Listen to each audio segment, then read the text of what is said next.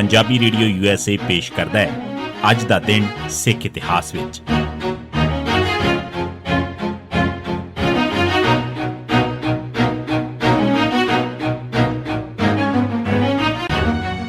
सिख इतिहास दीआं घटनावां 'च 11 सतंबर का दिन 1931 तरनतारन विखे कार सेवा शुरू।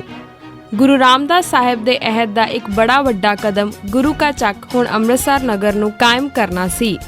1553 विच जद गुरु अमरदास साहिब ने गोइंदवाल नगर वसाया तां गुरु रामदास साहिब भी उन्हां नाल अगे वध के हथ वणाउंदे रहे सन।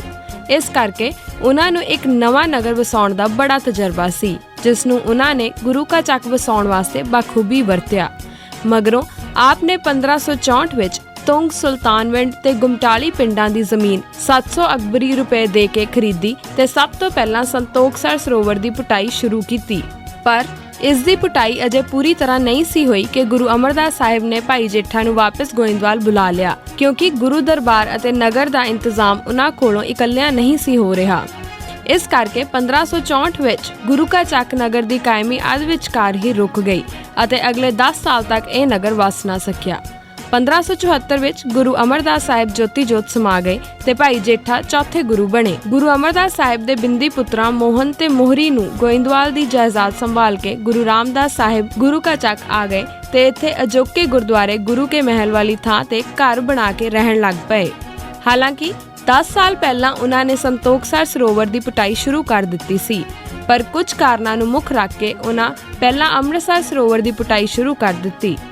3 साल विच ही 1577 विच यह सरोवर तैयार हो गया। किसी भी नवे नगर की सब तो पहली जरूरत पानी ही हुंदी है। इस करके गुरु साहिब ने पहला अमृतसर ते फिर 1578 विच संतोखसर सरोवर भी तैयार करवा लिया। 1581 विच गुरु रामदास जी दे ज्योति जोत समाउण मगरों गुरु अर्जन साहिब ने गुरगद्दी दी सेवा संभाली। उन्होंने 1586 विच अमृतसर सरोवर नूं पक्कियां करवाया।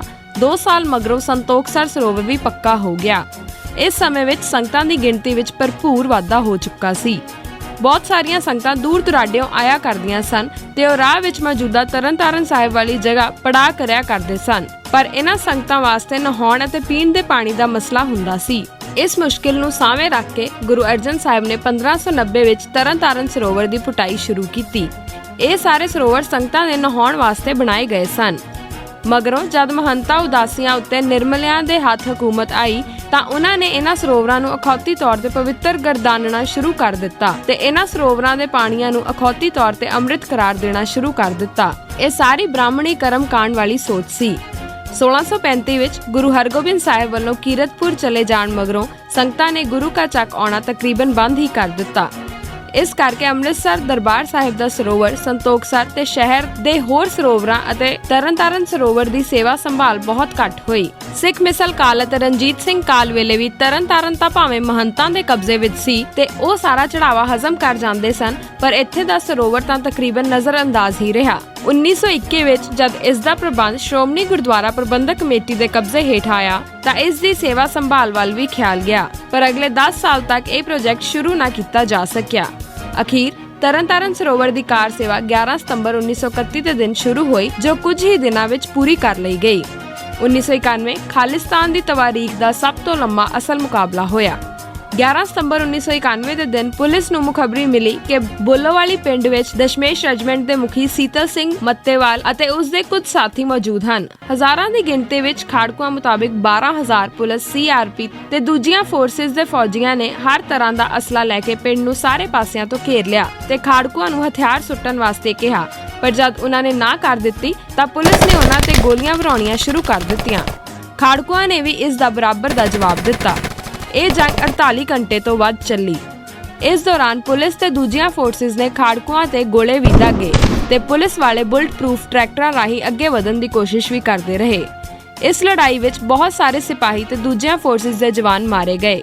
ਦੂਜੇ ਪਾਸੇ ਜਦ ਖਾੜਕੂਆਂ ਦਾ ਅਸਲਾ ਮੁੱਕ ਗਿਆ ਤਾਂ ਉਹ, ਜੋ ਸਿਰਫ 5 ਸਨ, ਵੀ ਸ਼ਹੀਦ ਹੋ ਗਏ। ਇਹ ਜਰਨੈਲ ਸਨ ਸੀਤਲ ਸਿੰਘ ਮੱਤੇਵਾਲ, ਤਰਸੇਮ ਸਿੰਘ, ਗੁਰਦਿਆਲ ਸਿੰਘ, ਗੁਰਮੁਖ ਸਿੰਘ ਤੇ ਗੁਰਨਾਮ ਸਿੰਘ। ਇਹ ਸ਼ਹੀਦੀਆਂ 12 ਸਤੰਬਰ ਨੂੰ ਹੋਈਆਂ ਸਨ। 1991 ਸਿੱਖ ਨਕਲੀ ਮੁਕਾਬਲੇ ਵਿੱਚ ਸ਼ਹੀਦ। 11 ਸਤੰਬਰ 1991 ਦੇ ਦਿਨ ਪੁਲਿਸ ਨੇ ਹਰਜੀਤ ਸਿੰਘ ਪੁੱਤਰ ਪੂਰਨ ਸਿੰਘ ਵਾਸੀ ਵਲਟੋਹਾ ਜ਼ਿਲ੍ਹਾ ਤਰਨਤਾਰਨ ਨੂੰ ਇੱਕ ਨਕਲੀ ਮੁਕਾਬਲੇ ਵਿੱਚ ਸ਼ਹੀਦ ਕਰ ਦਿੱਤਾ। ਇਸੇ ਦਿਨ ਪੰਜਾਬ ਪੁਲਿਸ ਨੇ ਪਰਮਜੀਤ ਸਿੰਘ ਪੰਮਾ ਵਾਸੀ ਅਟਾਲ ਨਗਰ ਬਸਤੀ ਜੋਧੇਵਾਲ ਲੁਧਿਆਣਾ ਤੇ ਕੁਲਦੀਪ ਸਿੰਘ ਬਿੱਟੂ ਨੂੰ ਵੀ ਨਕਲੀ ਮੁਕਾਬਲਿਆਂ ਵਿੱਚ ਸ਼ਹੀਦ ਕਰ ਦਿੱਤਾ। 1992 ਸਿੱਖ ਨਕਲੀ ਮੁਕਾਬਲੇ ਵਿੱਚ ਸ਼ਹੀਦ।